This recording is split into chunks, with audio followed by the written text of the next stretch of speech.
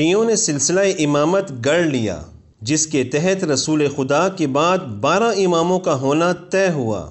تب شیعوں نے ان تمام مسلمانوں کی تکفیر کر ڈالی جو امامت پر ایمان نہ لائے۔ شیعہ عالم المفید نے نامور شیعہ علماء کا اجماع نقل کیا ہے کہ امامیہ کا اس بات پر اجماع ہے کہ جو شخص کسی امام کو نہ مانے یا اس کی اطاعت سے روگردانی کرے وہ کافر اور دائمی جہنمی ہے۔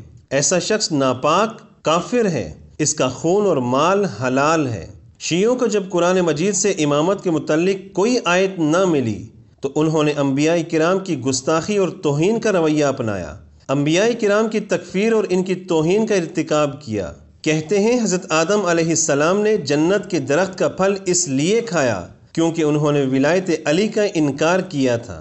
شیعوں کے نزدیک حدیث کی معروف کتاب بہار الانوار میں روایت موجود ہے کہ اماں حوا نے درخت کا پھل اس لیے کھایا کیونکہ وہ حضرت فاطمہ رضی اللہ عنہا سے حسد کرتی تھی۔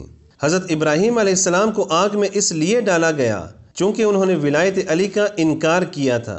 حضرت ایوب علیہ السلام کی بیماری کی وجہ بھی حضرت علی کی ولایت کا انکار تھا۔ کہتے ہیں حضرت علی رضی اللہ عنہ نے ہی حضرت ایوب علیہ السلام کو شفا دی۔ حضرت یوسف علیہ السلام کو کنویں میں ولایت علی کے انکار پر ڈالا گیا۔ شیعہ محدث ہاشم البحرانی کی کتاب مدینۃ المعجز میں روایت موجود ہے۔ کہتے ہیں یونس علیہ السلام کو مچھلی نے اس لیے نگل لیا تھا چونکہ انہوں نے ولایت علی کا انکار کر دیا تھا۔ دیکھیے وذا النون يعني صاحب النون، يعني وين نون؟ هذا إليه اسم يعرف الإمام. قال له ها سلم عليه بأمرة، قال له سولف لنا ليش أنت ابتلعت يونس؟ قال عرضت عليه ولايتكم ولاية علي بن أبي طالب فرفضها فكان حكمه أن يكون في بطني في الظلمات۔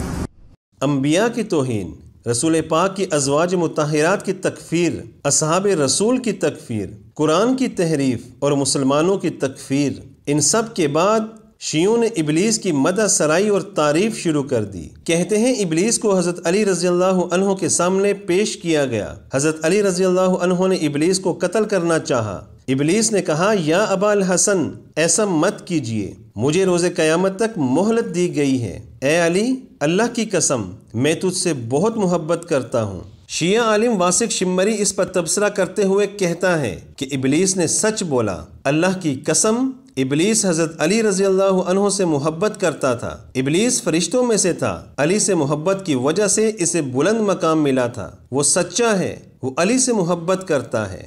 دیکھیے وجلست على صدره ووضعت يدي في حلقه لأخنقه، هذا منه علي صلوات ربي وسلامه عليه يريد قتله، فقال لي لا تفعل يا أبا الحسن فإني من المنظرين إلى يوم الوقت المعلوم، والله يا علي إني لأحبك جدا۔ والله يصدق، والله يصدق إبليس أخوتي الكرام أصلا ما كان وصل إلى مقام ملك الجن في السماء. إبليس أكرمه الله بأنه من الجن، لكن من مقامه لشدة عبادته لله صار مع الملائكة في السماء لعبادته لله تبارك وتعالى، وما وصل لذلكم المقام إلا بعشقه لعلي بن أبي طالب عليه السلام، إلا لمعرفته بأنه هو الإمام الأوحد في الدنيا والآخرة علي بن أبي طالب. إبليس ما كذب، والله ما كذب الرجل. إبليس ما كان وصل لذلك المقام لولا علمه بعظمة علي بن أبي طالب. ناظرین، آپ نے دیکھ لیا یہ لوگ کس طرح ابلیس کی تعریف کرتے ہیں۔ یہ لوگ انبیاء کی تکفیر کرتے ہیں۔ ایک اور ویڈیو کلپ میں شیعہ عالم رضوان درویش کہتا ہے ابلیس روز قیامت اللہ کا تقرب حاصل کرنے کی کوشش کرے گا، علی سے محبت کی وجہ سے اس کی سفارش ہوگی۔ اللہ تعالیٰ روز قیامت لوگوں سے کہیں گے یہ ابلیس ہے، یہ علی سے محبت کرتا تھا۔ دین شیعہ میں روز قیامت ابلیس حجت اور دلیل ہے۔ ناظرین، آپ کو اندازہ ہوا ہوگا کہ دین شیعہ کا موجد کون ہے۔ جی ہاں، وہ موجد ابلیس ہے، جس کی تعریف میں شیعہ آسمان اور زمین کے کلابے ملا رہے ہیں۔